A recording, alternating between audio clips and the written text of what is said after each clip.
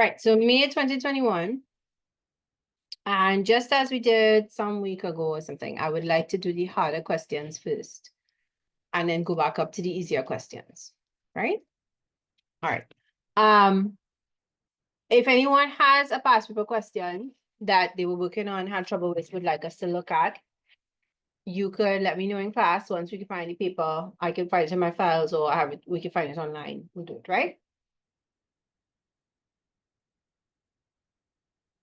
And then the last questions before paper 2 tomorrow. Any topic you need help with, please say. All right. Okay, so write an essay on the topic regional integration, challenges and possibilities. In your response, define regional integration. Give 2 examples of regional institutions that have advanced the integration movement. Outline any 2 factors that can hinder regional integration. So 2 problems. Explain 3 actions that companies can take to deepen regional integration, and then how each action is likely to be successful, right? All right, so what is regional integration, right? And, you know, even if you don't remember the word for word definition that we have in notes, once you say something sensible that conveys the idea, you will get your marks, right? So regional integration means the movement that brings the different Caribbean territories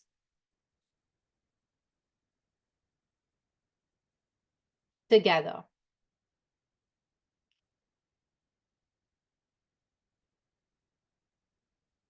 Right? In an effort to promote economic integration,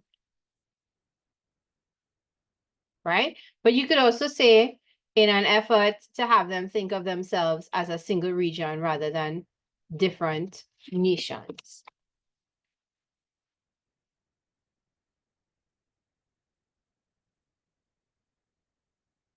Right? So in an effort to promote economic integration slash have territories think of themselves, or have countries think of themselves, or islands. Just the Caribbean is not only islands, there are a few mainland territories, right? So to have territories think of themselves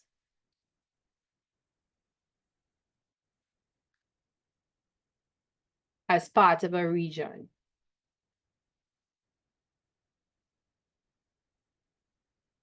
Rather than individual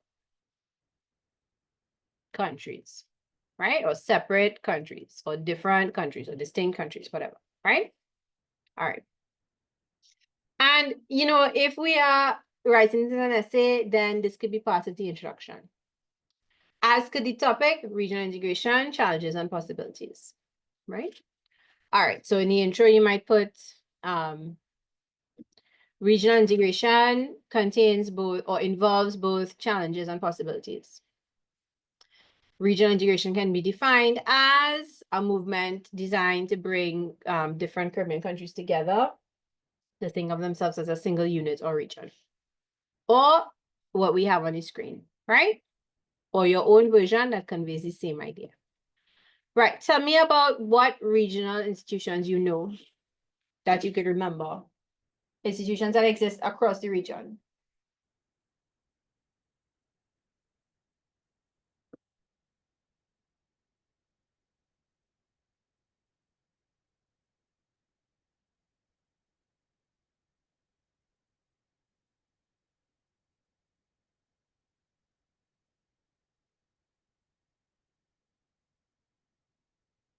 Oh, yeah, okay, CARICOM, good. CARICOM would not count as one of the regional institutions here.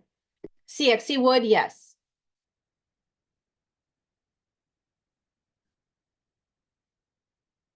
I'm changing these settings, so if anybody would like to unmute and speak, they can, right? But CSE would. CARICOM would not, because we haven't actually. You know what? I don't know why it doesn't, but it's not on the list on the syllabus. So if you're in a bind and for some reason you can't think of any others, you could put CARICOM, but you could think of others because first of all, you're writing the exam of one of them, right? And that is CXC. And then the other one that you could, of course, think of is University of West Indies.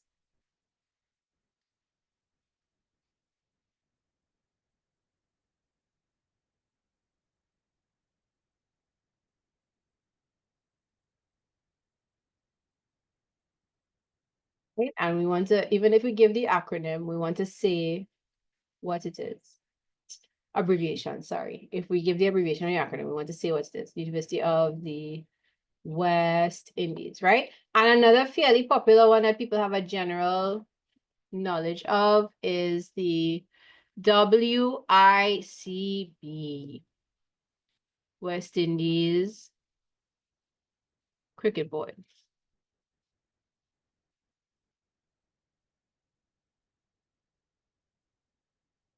Right?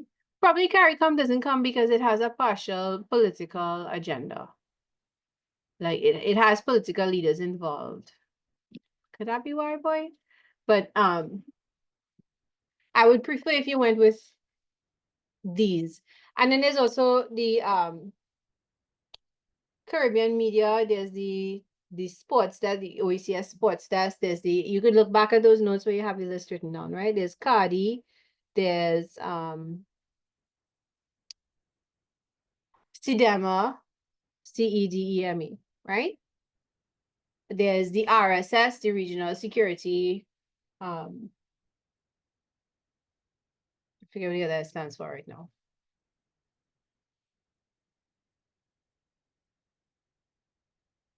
All right, right? And what's the next part of the question? Actually, that's it. 2 examples of regional institutions that have advanced the integration movement. So if you wanted to explain, right? I mean, let's think. This is 2, 4, and 4, 8, and 6, 14, and 6, 20. That's it. So, all right, this is 2 marks, right? If you're trying to figure out, have you said enough? You could always break down the content like this. So this is going to be 6, this is going to be 6, this is going to be 2, and 4, and 4. No, that's correct. And this is 2.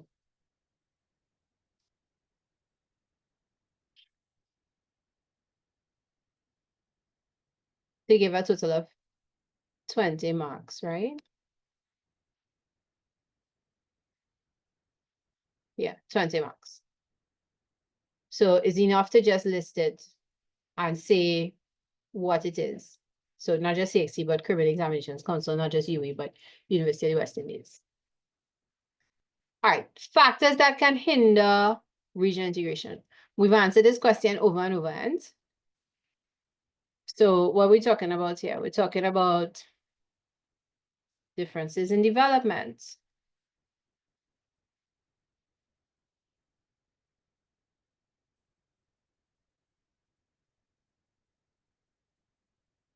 Differences in resources.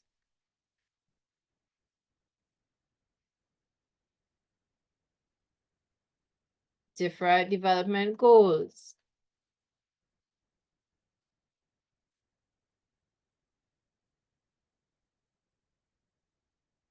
Heavy debt.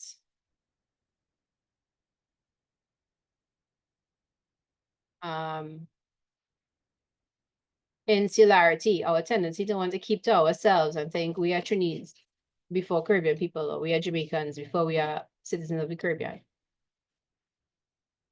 So insularity is like nationalism, a valuing or belief in your nation before that of the region. Think about the last piece of the question. I'm going to give you a half a minute to think, and then we'll answer it together.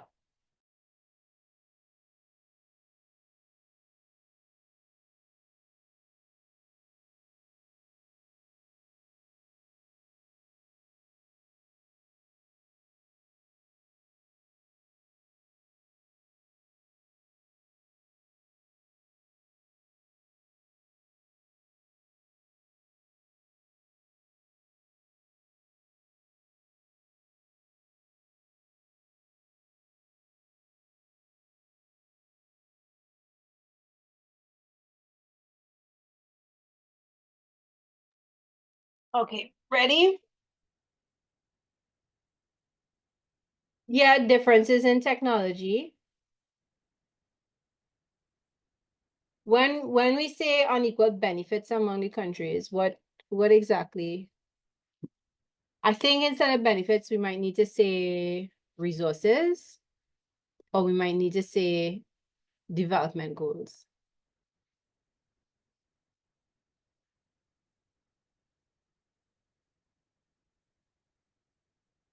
Because that's the thing that would lead to different benefits among the countries. If um to start with, they had different um goals, and if they had different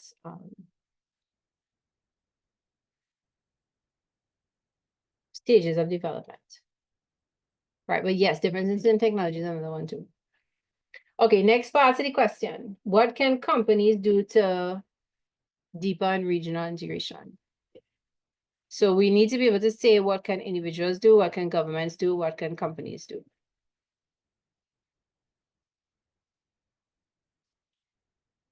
And I feel like the last couple of questions, we did the other two, so now companies make sense. All right, well, if you could think of a company in your country that has branches in other Caribbean countries, it can give you a practical way to think about it, right? But there's also the possibility, sorry. Yes. Right, you should be able to talk now. Yes, miss. Companies can buy raw materials from within the region rather than foreign countries. Yeah. And companies can hire persons from within the region. Companies can establish business within the region. And company could export products within the region. Yeah. And by the same token, you said import raw materials, but they could also import finished goods.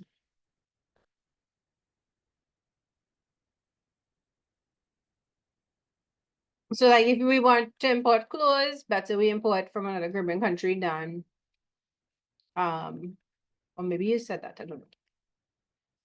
So import products from region.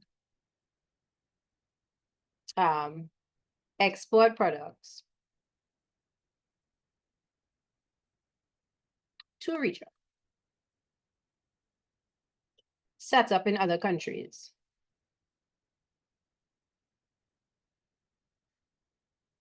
Other regional countries, right? Hire from within the region.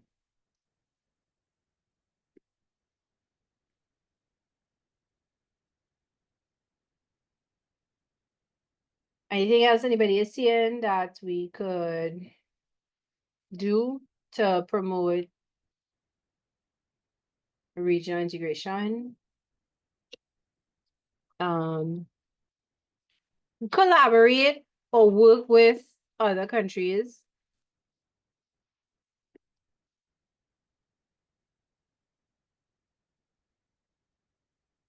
Other countries in the region, right? Now let's take something like imports. If you in Trinidad and somebody else in Barbados and somebody in Jamaica all need to import a particular raw material from people in Canada or people in the US. If the three of you can combine your order, and so therefore the shipping order is bigger, so you get a better price, as well as the cost of the shipping could be spread amongst the three of you. So let me say it costs $100 to get from Canada to Jamaica. Well, it will be a little complicated because you have to factor in the extra leg for Trinidad and Barbados. But definitely, and then of course there's the cost of Jamaica, but definitely the price for everybody will be cheaper. Right? If everybody split the cost of that shared leg. It will be less than if each of you had to pay $100. Even 150 to get it for if you're in Barbados or Trinidad, let me see. Right? So working with other countries in the region could have benefits too. All right. Why are these likely to be successful? So if companies do these things, how are we as a region likely to become more integrated? Well, the reasons are going to overlap. Think about it. If anybody wants to share any, you can do so. Plus, with hiring persons from within the region, you can have a new creative, different ideas. We will bring something new to your company.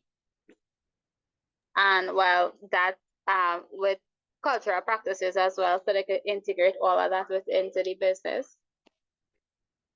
All right, so the second thing I could see helping regional integration.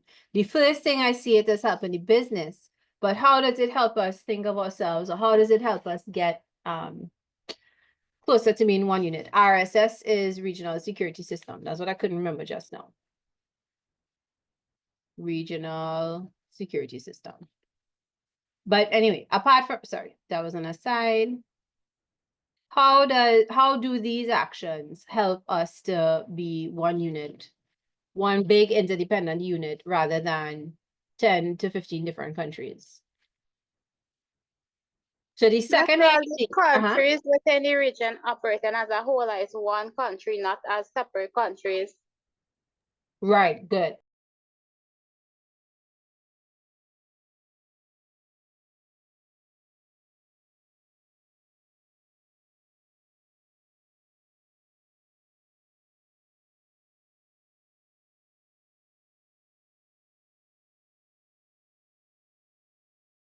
Right, so countries become economically connected.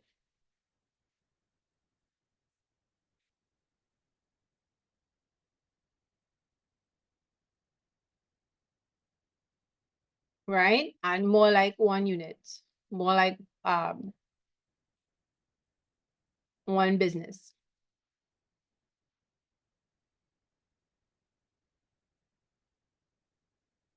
Interdependent business, right? I'm gonna rub off a WICB to get some. And then the other thing is that, so the main reason for like import raw materials, import products, export products, collaborate, is this economy becoming more interconnected for the region, right? So we're one economic unit now. We don't have to depend on outside. We can help each other survive regionally. So less dependence on outside. On foreign, on what spelling is this word? Yeah. Or you could call them foreign, you call them international countries.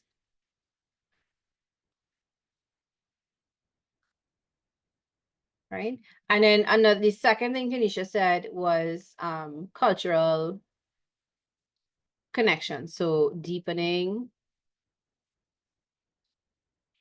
cultural connections, right? Because you have workers, you have interactions among people in the company, right? And a third thing, let me see it in the chat. Collaboration, sorry, I suggested.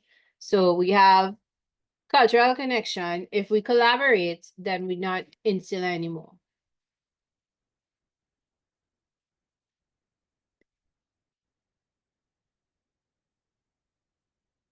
Right? So reduction in insularity as people collaborate. Right?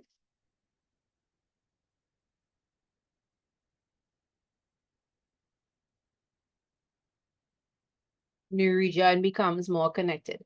That's all regional integration is really, right? Trying to connect us more and more to each other and to depend more and more with each other. All right, I can give us a minute here. If you need more time, you'll tell me. But spoiler alert, it's on thrift. Consumer affairs.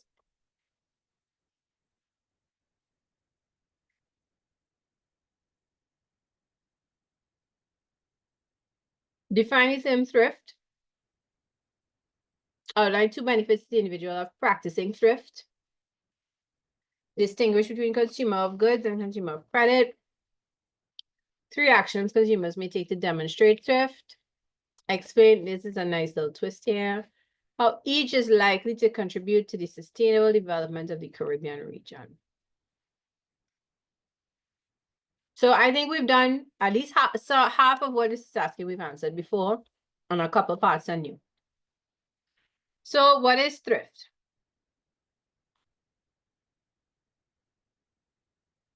Spending / using resources wisely, sparingly, without waste. So it's not enough to say savings, right? Savings is different from thrift. In savings, you're setting it aside, you're not using it, but in thrift, you are using it just in a particular way.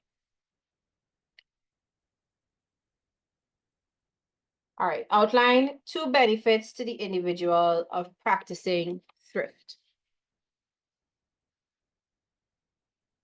If you have a cake and you are thrifty with it, what is the benefits of being thrifty with that cake? Makes it gonna last longer. Right. So resources, could be money, it could be clothes, it could be shoes, it could be your car. Last longer. What else? What else could you do with this cake?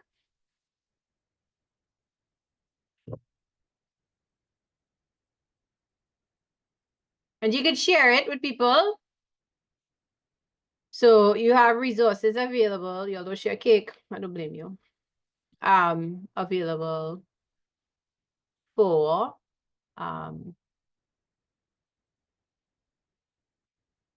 relatives,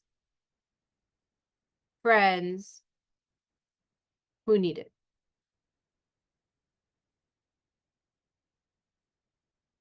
Right? Other benefits could be peace of mind from knowing that you have resources.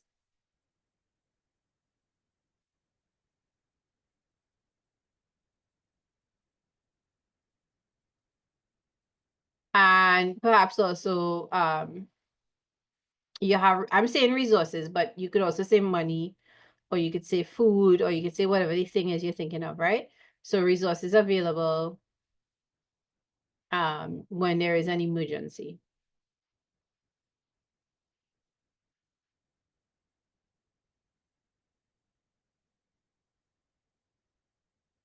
If you get into an accident, you have money set aside in case you need to do something. Saving the environment by not wasting, yes, that could be another benefit as well. So if you think about like a reusable water bottle, every time a plastic bottle is made, environmental resources go into that, right? As well as the bottle itself could become litter, pollute the environment, damage animals in the ocean. Like it could do a lot of harm, right? As opposed to if someone takes the extra time and effort, because it is extra time and effort, to first of all save and purchase a water bottle, a reusable one. And then every day to wash it, fill it, make sure it's cool if they want it cool, have it with them, remember to take it. Like that's a practice of thrift, right? And they save the environment because let's say you use our water bottle for a year. If you didn't have the water bottle, how many bottles of water would you buy? You save that amount of plastic.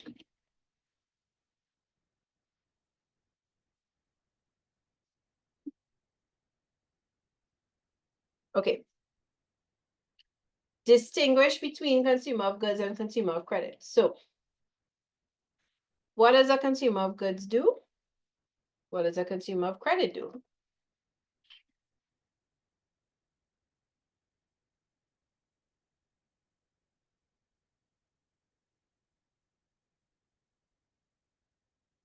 So a consumer of goods buys things, products,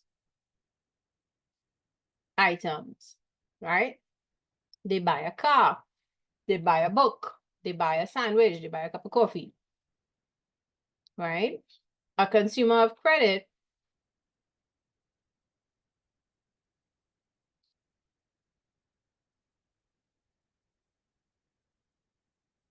we wouldn't say buys money, but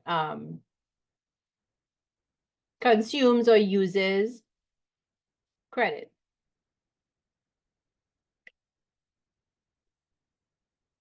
to then go out and buy goods, things, products, items, right? So such as through a loan, credit cards.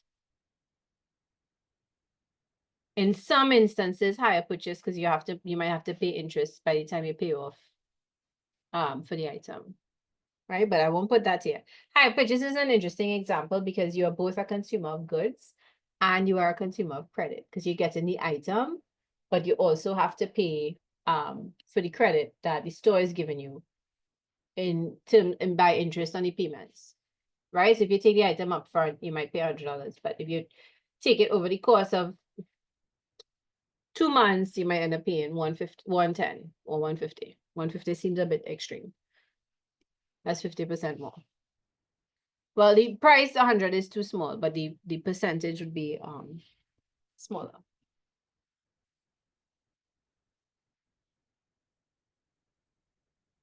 All right, any questions about that? Please say, right? Okay, what actions can consumers take to demonstrate thrift?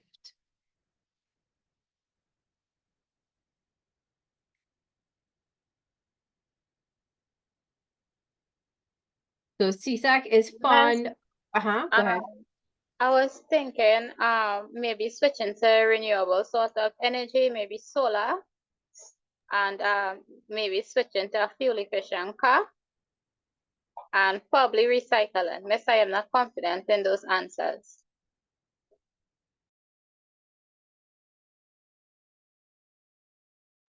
Yes, those are all correct. Right? Using reusable energy, using a fuel efficient car, converting to CNG from gas to CNG because CNG costs less and is better for the environment. Well, that will come up in the second part of the question.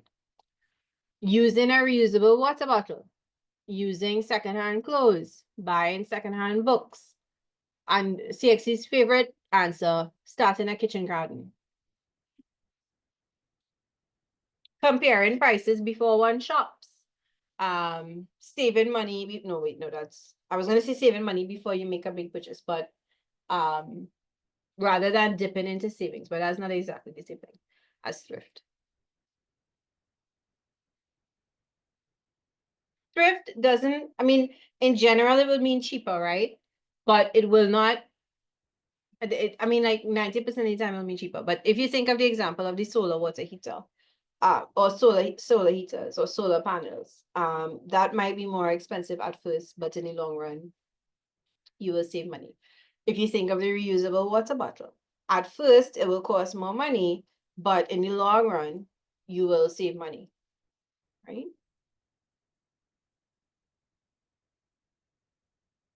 All right.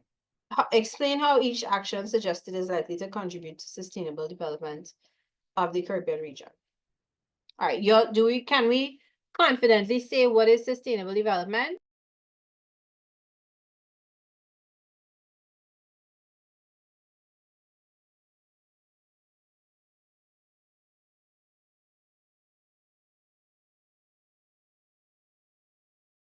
Miss, sustainable development is using your resources wisely for future generations.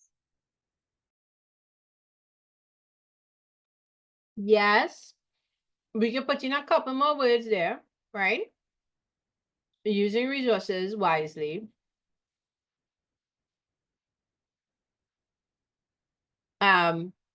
So as not to damage the environment.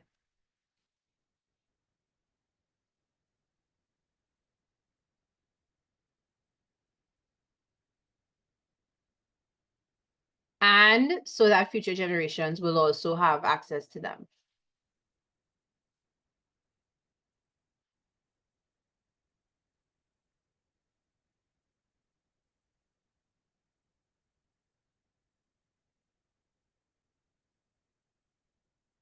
You know how a lot of conversations about fitness, people say you should walk 10,000 steps a day. Walking is good exercise. And the reason they say that is because it's sustainable. You can do it for a long time without getting stressed out, without hurting yourself. No matter what your fitness level is, you could walk. It's sustainable, right? So we want to use resources in a way so that we could go on using them for a much longer time. That means we cannot damage the environments around us, because then we have to stop using them because people will complain because they're dying or getting sick. And a long time means future generations can also use them, right? All right, so how do we connect the examples we just gave to this? Let's think.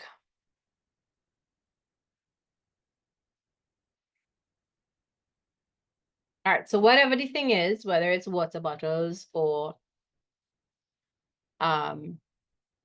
solar panels or a fuel efficient car or a CNG car, right? So I'm just going to put X like you would in maths. So whatever the thing is means that fewer resources are used in the long run. Everybody understands that? Anybody is confused by that? My writing pad is frozen. All right, unfrozen, right? And left for the future, right? Everybody sees how that could work. Another thing you could say is why. So let's say the like the letter Y, right? Let's say we're talking about converting to your gas tank. Some people, y'all know anybody who's done this? They buy a car and they change out the gas tank for a CNG tank. Or some cars are supercars and they could go between gas and CNG. Like they have a switch to press and they could switch. So a practice like that, or like installing solar panels, right? Means that there is less pollution in the environment.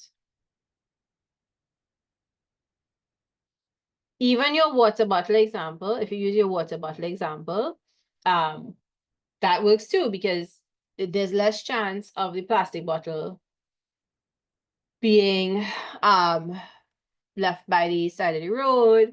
You might think your shirts in the garbage, but then the garbage bag falls off the truck, causes pollution, ends up in a drain somewhere, right? So whatever the practice is means that there's less pollution in the environment and improves or contributes to sustainable development, right? So we're just trying to say back the keywords.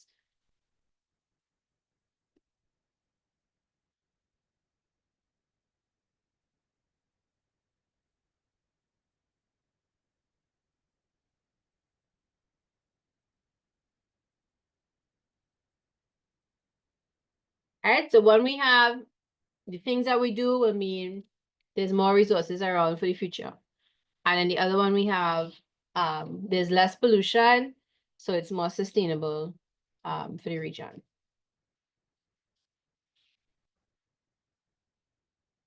Any other reason that you could think of that they want to float around about how an action might help sustainable development?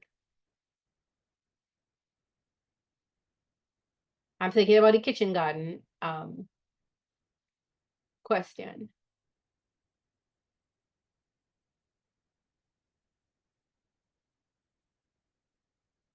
Perhaps the individual will have more resources,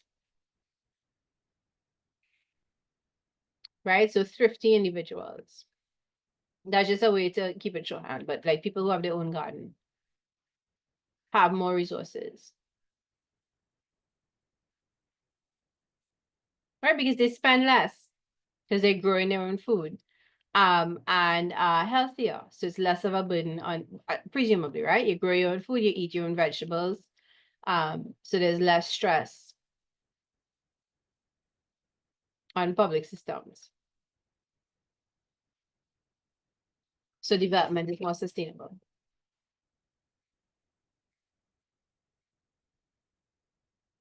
Or you reduce imports, which for sure means more sustainable development, right? We do import a lot of our fruits and vegetables, tomatoes, cauliflower, broccoli, right? If we eat what we grow, then there's less resources, less environmental damage from shipping, less pollution of the ocean by fuel from boats, right?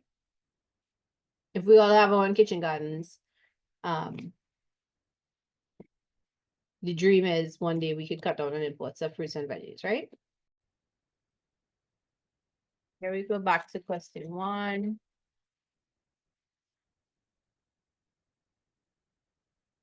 Right, so a family question. Individual, family, and society. Mr. and Mrs. Cargill have been in a marriage for the last 15 years. Define the term marriage. What a seemingly harmless question that is now going to send us all into a tailspin. What is a marriage? Marriage can be cultural, legal, or both. Marriage, oh God, I forget the second part, miss. Other is a union. Marriage establishes rights and responsibilities to one another, and including children they may have. Right. So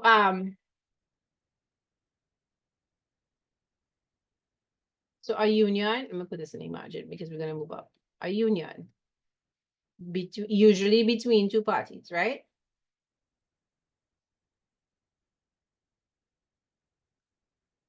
Right? It can be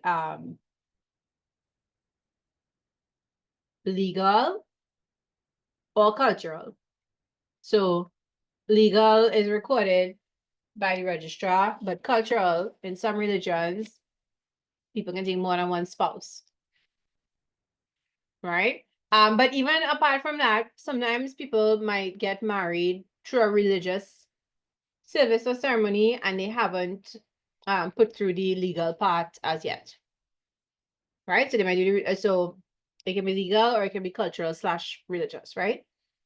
And like Kanisha says, it establishes rights and responsibilities for the two of that, the parties involved, and for kids that they may have.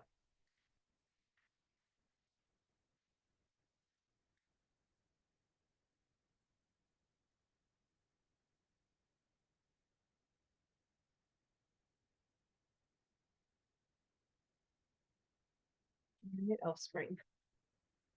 Okay. What's the difference between polyandry and polygyny?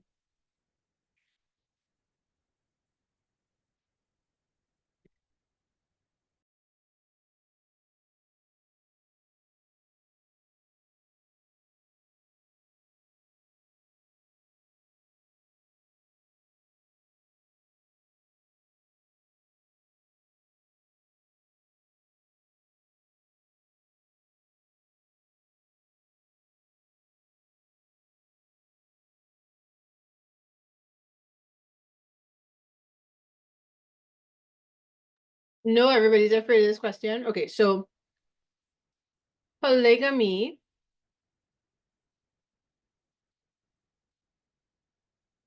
is where we have a marriage with more than one spouse, right? And then they could break down into these two categories.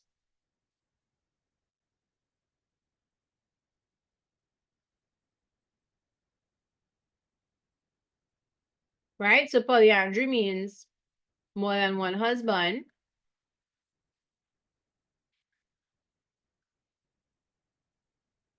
And polygyny means more than one wife.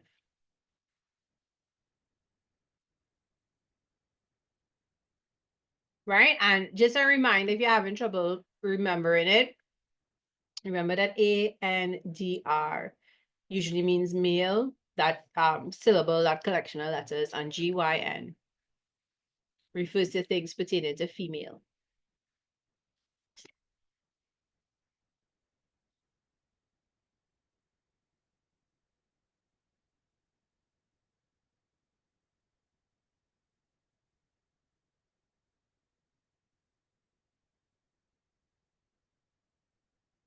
Right, good. So, I used to be obsessed with this show called Sister Wives, and then I fell behind for some season where the husband in question had more than one wife. Now, let's be clear that this more than one wife situation or more than one husband situation is a cultural arrangement, right? If the person is married legally, it's to one spouse, and then the others are married through a kind of cultural practice or through a religious practice or a spiritual practice or however the culture that they belong to terms it, right? Now, if what is bigamy, as we're on the question, on these questions, let's revise bigamy one time. What is bigamy? Bigamy is being married to marrying someone else while still being married to someone. Right. So you are still legally married, but for some reason the future spouse doesn't know that. So you go and you marry them for all intents and purposes, through legal channels, right?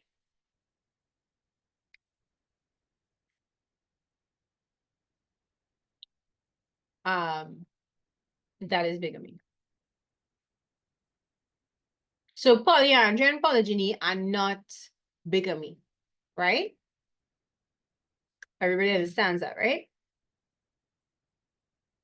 The I only mean, way it would be bigamy is if they was married legally through the right, government system, not right. culturally.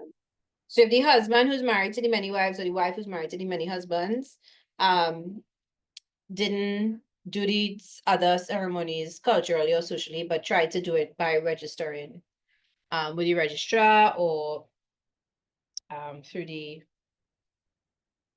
sign of the priest document or the pastor document or the pundit's document or the imam's document, right? Did you ever watch the show with Reese Witherspoon and well, I forget the guy. And I forget the name of the show. But she goes back home to get her husband to sign divorce papers because she's gonna get married to somebody else. And the husband, it turns out, he used to make these like these glass sculptures in the sand. Like he would put these lightning rods, and when the lightning hit them, the sand would turn to glass. You'll know the movie I'm talking about. And she's at the altar for the second wedding, and the lawyer comes running up, and he's like, "Hey, you didn't sign your divorce papers. He signed them, but you didn't." So she was about to commit bigamy. So not on purpose, but because she just forgot to sign papers. All right. Moving on to something useful. The family performs several functions, outline two of these functions. So we did this last week, right?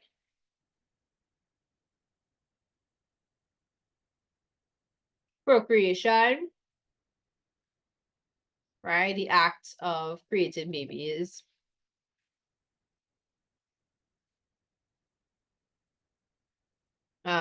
Rearing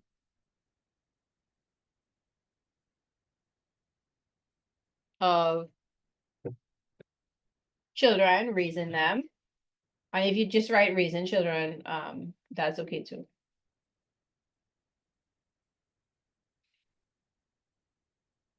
My handwriting is kind of bad here. Right, rearing of children. Right, so raising them, caring for them. Since this is 4 marks, you could try and write 2 sentences each, right? Procreation is one function of the family. This is the act of creating babies. Rearing of children is another function of the family. This means raising them and caring for them. Right? We've also said that the family has an economic function. It must take care of the economical needs, the financial needs of the family of members, whatever those are. Right? And it has an emotional or psychological functional. Right? It must provide for members' emotional needs. Right? We all have needs for love, affection, the absence of cruelty.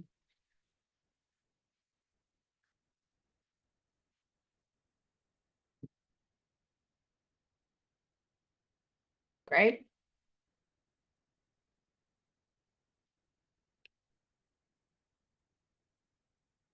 Mr. and Mrs. Clark are experiencing challenges in rearing their 2 teenage children. Want to improve their parenting skills. We've been through this, right? We did a question like this before. 3 actions that could help make them more effective parents. Except the difference is now these children are older. So you would have to try different strategies. But I think there's at least some overlap with one of the strategies we said, which was talk to / get advice from other parents of teens. Right? We will put in the of teens part because the question specifies teens. Why would this work?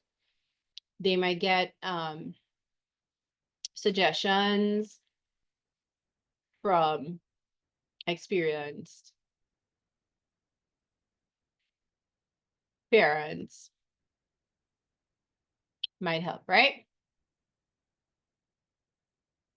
What else can they do? Miss, they could spend some time with the children to see where they're at emotionally, how they could help them with any problems they're going through. It could improve communication as well. Right. So I feel like this could actually be 2 separate points, right? No problem if you wrote it, if we write it all as one, but I think there's enough here. We could break it up if you can't think of a third one. Spending time with the kids, talking to the kids, or activities with the kids, and then talking to the kids. Right? So how does this work for teens? I mean, in theory, I don't have teenagers yet, so I don't know for sure. Some of you are teens. Would this work? How would this work? Why would this work? Teens would see their parents care.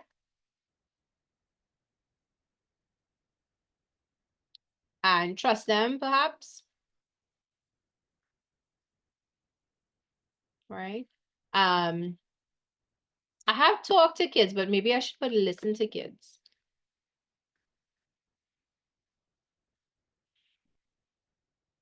All right. Besides advice from other parents, parents could talk to community leaders, like, well, I will put religious leaders. Right? Or counselors. And it could be parents and teens, right? Why? To help teens feel supported.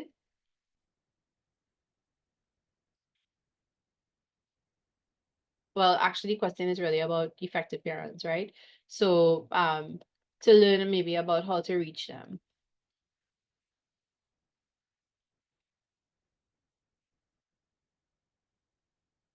All right, if there's anything else anybody could think of for teenagers, you could say.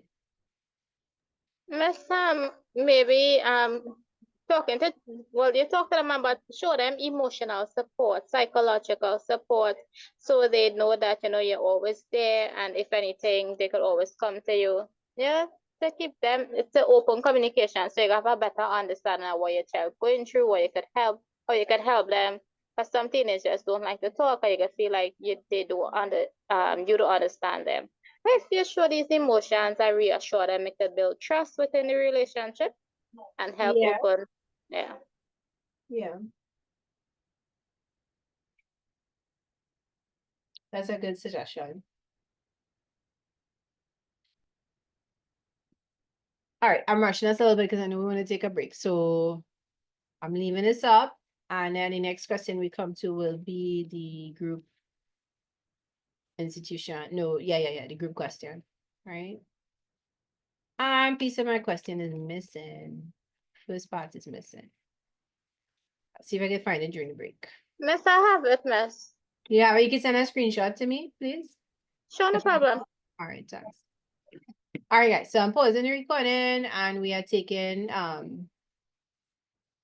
5 minutes. So it's question 1 of question 2. Part 1, sorry, of question 2.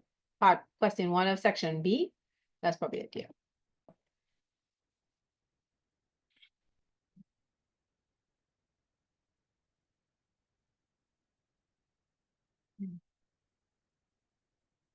All right, what are 2 characteristics of a primary group? And then 2 characteristics of a secondary group.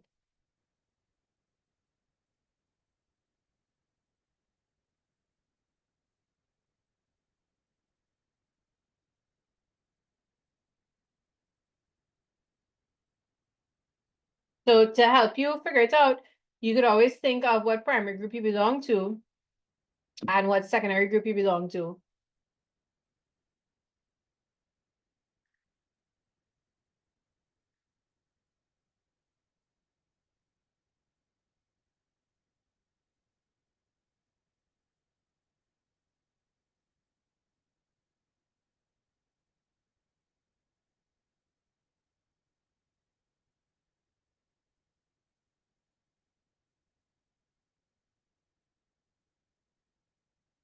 All right, so let's go. Your family is the clearest example of a primary group, right? Right, so it tends to be small, good. You might see them every day. They're not formal, very good. All right, so small, not formal, daily interactions, rules are not written down, long term relationships, face to face relationships.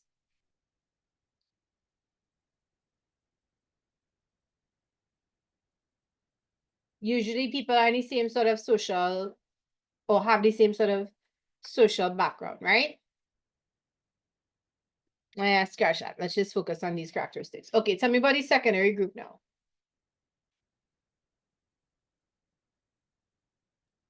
Formal and structured, and the rules would be written down. Yeah, they could be. The rules are more likely to be written down, yeah.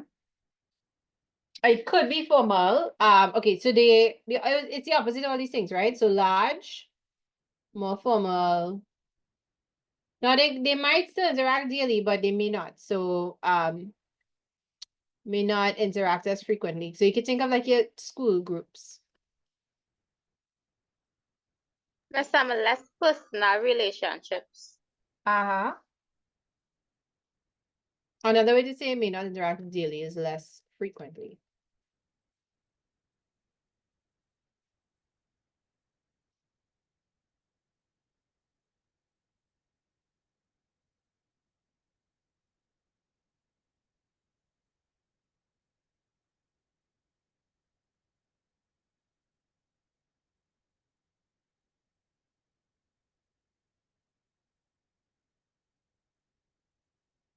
They have set goals and objectives here. So if you think about like your form class in a school, your form has a goal and an objective, which is to pass exams and graduate, right? But your class, the class you belong to, it could be a primary group for you. Everybody's friends, you'll see each other every day, you interact every day, and so on.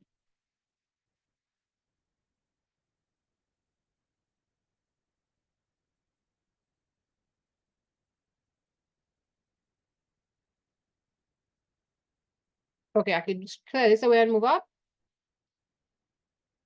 Now we're into government. Just 1 second now.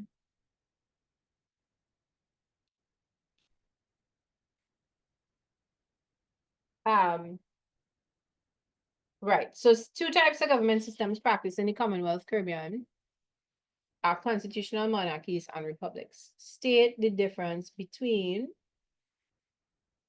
a constitutional monarchy and a republic as they operate in the Commonwealth Caribbean.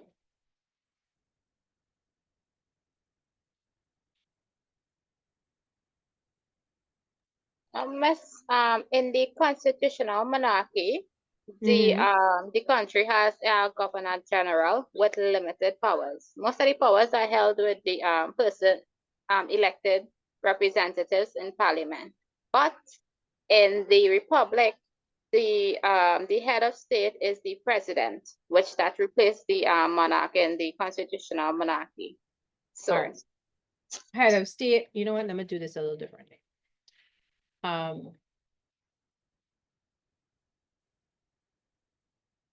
So constitutional monarchy, republic.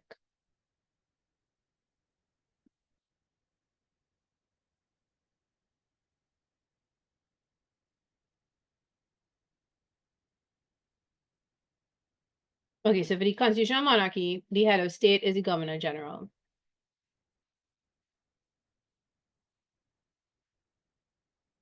Slash king, or well, in this case, it's a king, right? Monarch.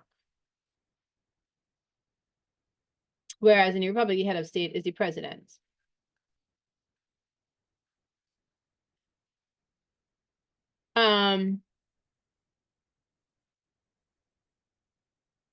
The monarch. Head of government.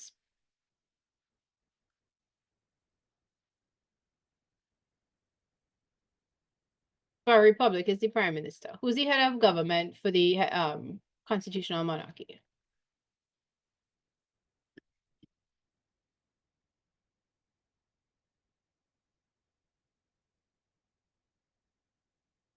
Who heads up the government in the constitutional monarchy?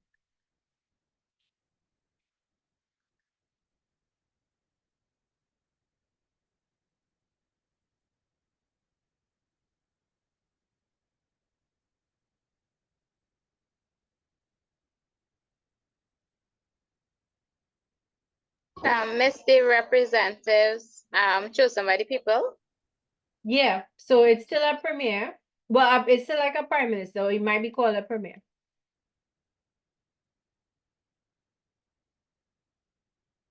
So I guess I could probably put back governor general, right?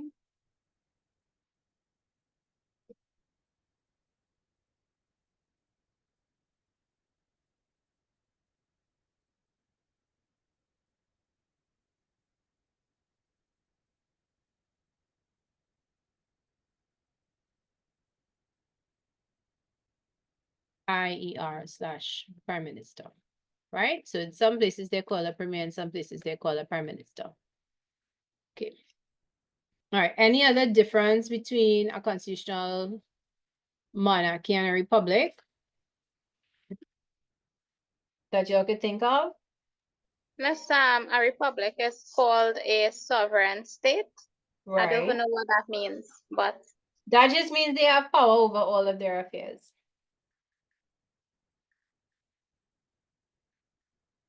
Whereas in a constitutional monarchy, they have power over most of their affairs, but not every single thing.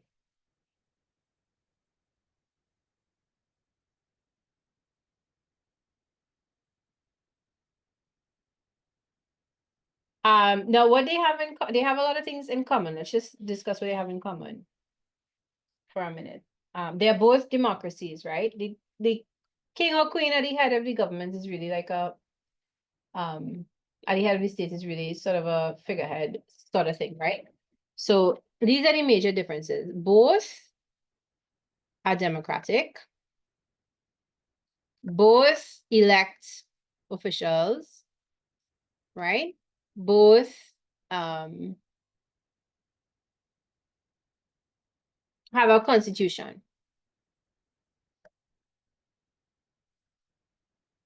So they have a set of legal written laws. So it's not what the king says goes or what the queen says goes. It's what the law says goes.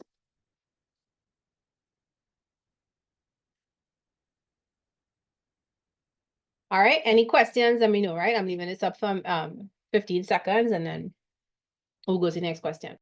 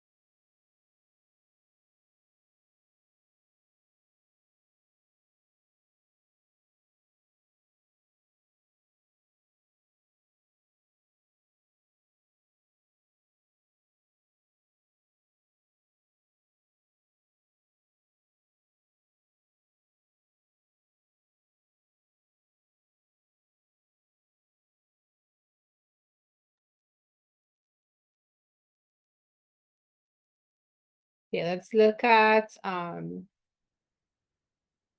part C, the best part of the question.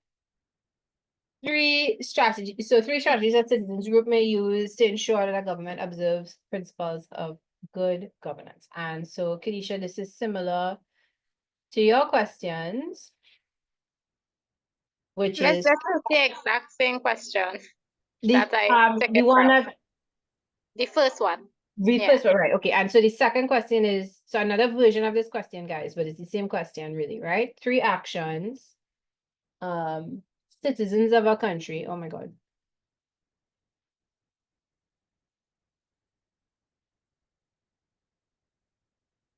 May take to ensure that the government is held accountable.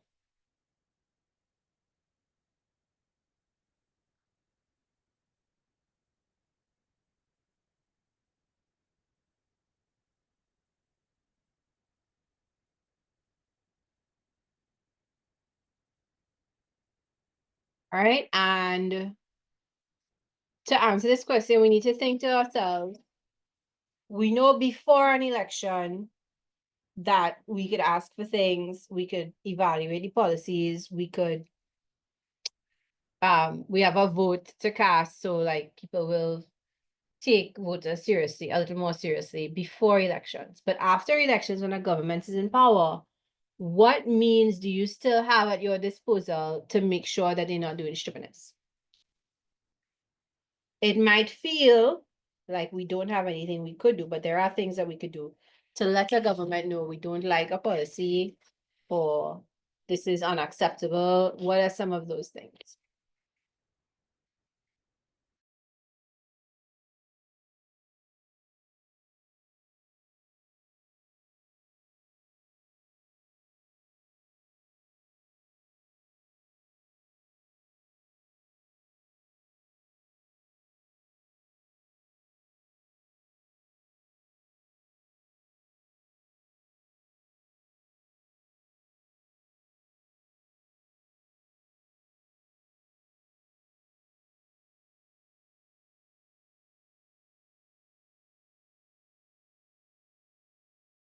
All right.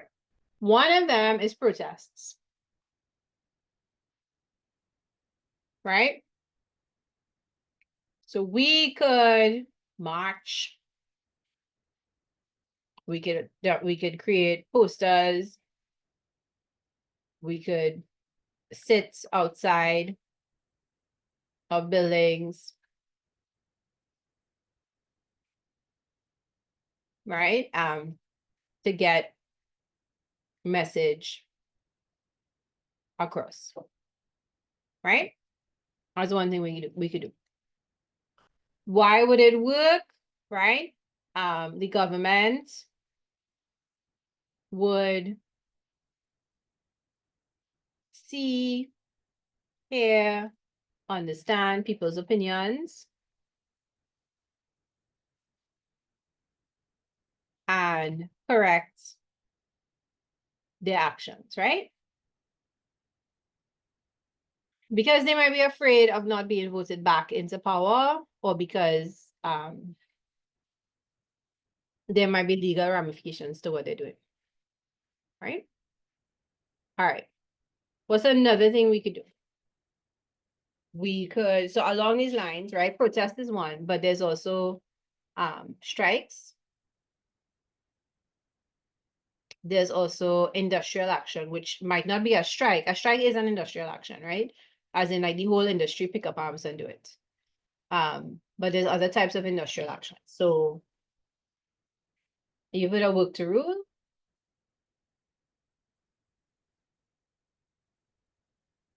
Which is where you do exactly what is defined as your job and nothing extra, right? You all remember, you all are probably old enough to remember there was a day a few years ago called a day of total policing in Trinidad. Anybody remembers that?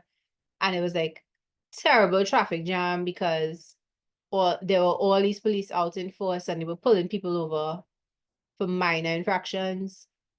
You all remember that? It was as a form of protest.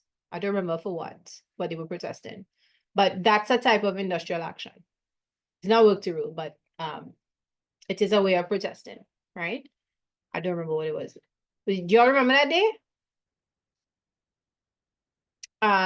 What else we have? So there's all these sort of related actions, and you could list one, and then the explanation is similar, and then why it would work is similar. What else can we do? We can use the media.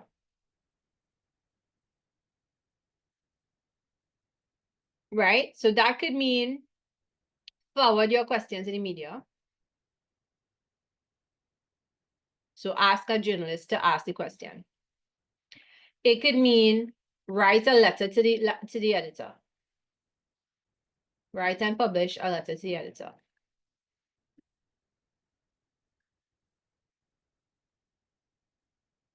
Right? Now, as a separate point or underneath this, there's social media.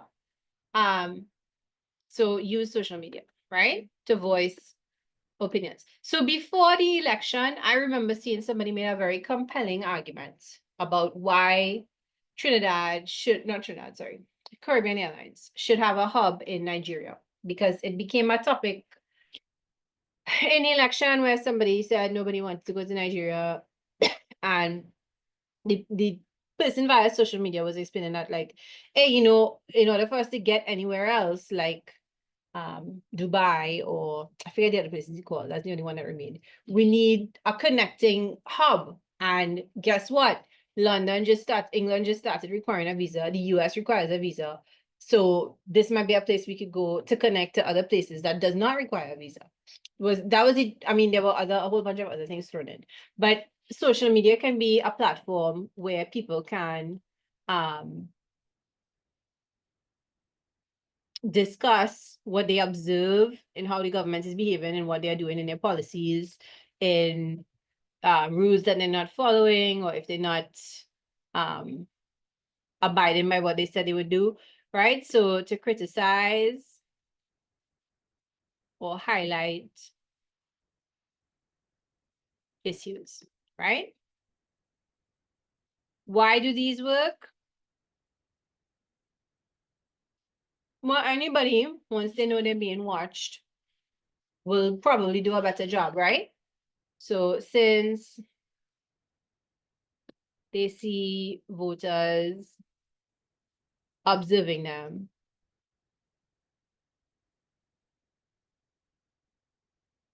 they will follow the law to ensure, I put follow the law, but do what they're supposed to ensure re-election, right? Or to change their pattern of behavior, or to apologize, or to take responsibility, or make amends, whatever. All right. Anything else that we can think of that we could do to ensure government does what it's supposed to?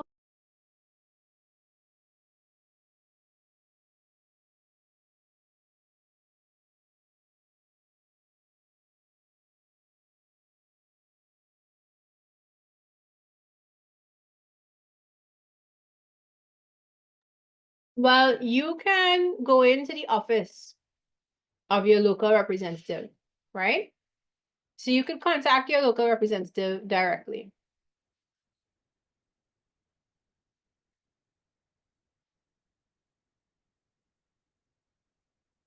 Now, I'm not saying it will be the easiest thing in the world to do, right? But they have community offices, right? So how do you do it? A meeting, request a meeting, right? Perhaps they have a social media account that they could use, because my in-laws live in a neighborhood and they were in a group with their local government person. So like when she knew that they needed the park in the neighborhood cleared up, or they needed the drains in the neighborhood fixed, right? And I imagine there are other similar community groups for that, right? So you could have a meeting request, you could contact them via social media, you could write a letter. That's why letters are so important, because if you cannot get to the person, the letter could encourage them to reach out to you. right? All right, if there's anything else anybody could think of, feel free to say, right? And then you always have the option, so this explanation for why it would work would be the same thing here, right? You always have the option to vote the person out of office.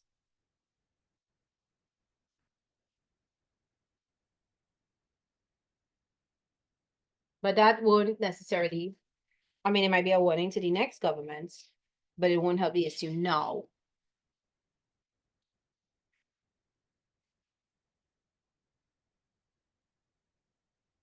Okay, 1 minute.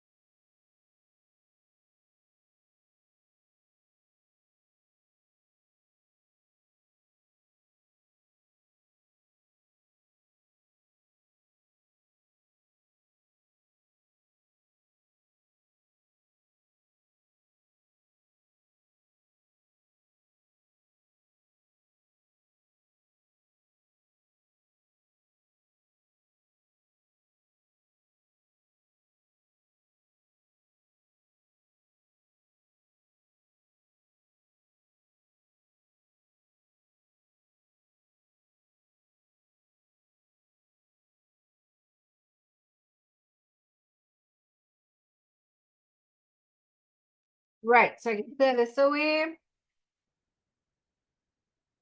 And we're going to this question on resources next, right?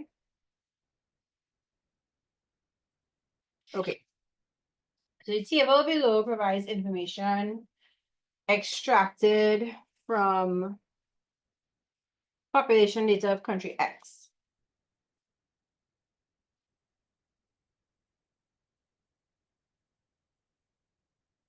So you have the birth rate per 1,000, the death rate per 1,000, rate of natural increase per 1,000.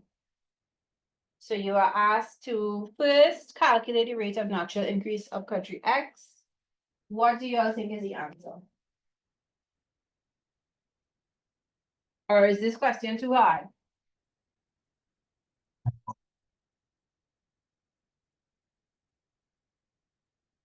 What we have to do to find the increase?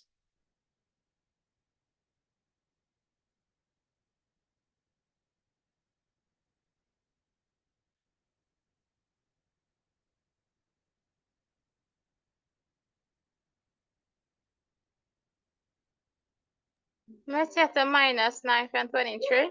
Yeah, and that is all, right? You won't believe how I had a hard time with this question at the first part and the second part. Yeah. It looks hard, right? You're wondering, yeah, I must have 100, what you have to do. Well, this says per 1,000. This says per 1,000. This says per 1,000. And this is not a math test. So this is already 23. This is 9. So it's just 23 minus 9, which is 14. Right? And that's it. What other information will be needed to calculate the population growth rate of country X? So think to yourself, what makes the number of people in a country grow? The births for sure. What else? Yes, immigrations. Yep. The number of people coming into the country. Therefore, what could be another thing that we need?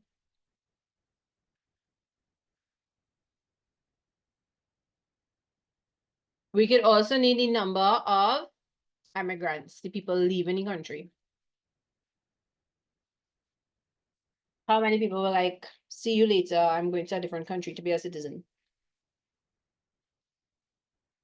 Right? We're talking about permanent moves. Okay. So population growth rate would be affected by people coming in and people going out, because if people going out would are more than coming in, the rate goes down, right? So immigrants and or immigrants. Okay, 3 push factors which operate in Caribbean countries that could lead to a brain drain. Push factors push us out of an area.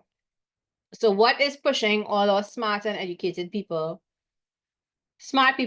and or educated people out of the region? Better job opportunities and then more money. Right, so be careful because if it said, it says push, right? It could say pull. So this is America.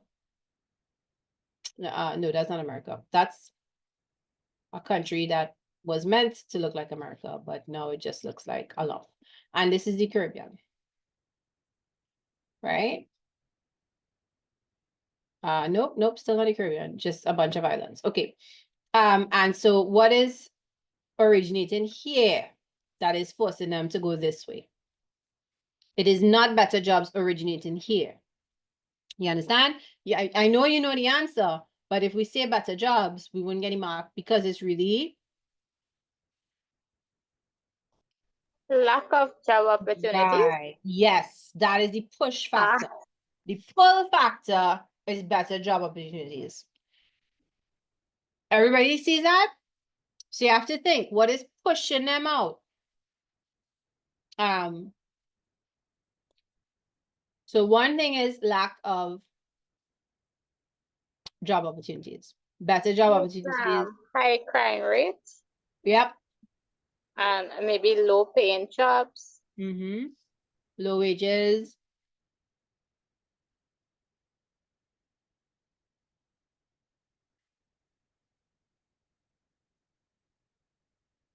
Lack of security. Okay.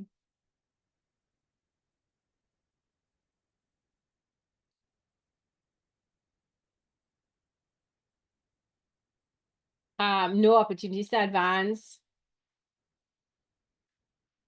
Poor infrastructure, amenities as well, lack of. Well, does that affect brain drain? If you tell me the amenities, education, lack of educational opportunities, then yes. Right? But poor infrastructure by itself, I feel might need some explanation.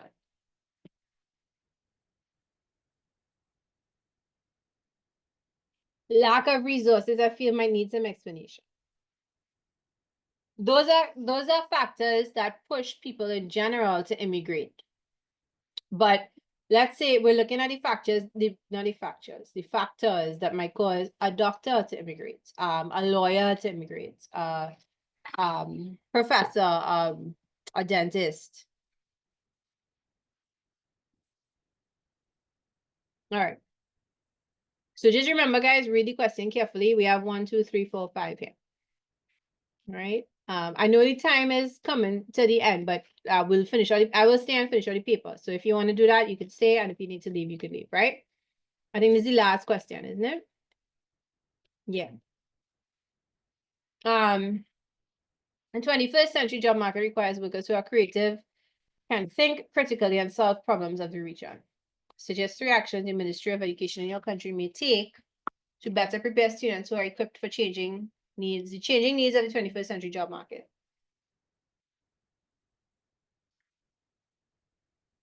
Explain why each action suggested is likely to be successful. All right, so one might be different subjects. Implementation of digital learning. Yes. Great. And hands-on training programs. So students can learn practical training and maybe establishing an internship program, internship program with where students can get hands-on experience on a job training basically. Yeah, those could be 2 things. What else we could talk about? Changing the curriculum.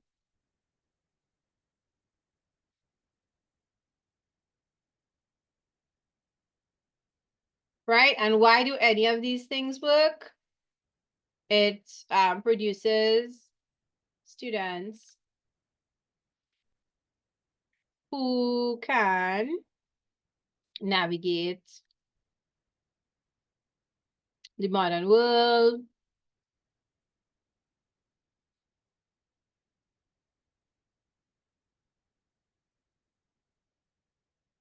I look at marketers. The scenario is they're creative, they could think critical, they could solve problems in the region. Three actions, changing needs of the 21st century. So this is different from this. Up here it says, up here I'm thinking integration, but when we get down here, I'm thinking technology. Either one would work, but all right. But basically, it produces students who can navigate the modern world, right? They could problem solve, right? They would be familiar with the technology of well, everywhere, right? So they could compete. All right, any other thoughts, suggestions, anything anybody wants to add?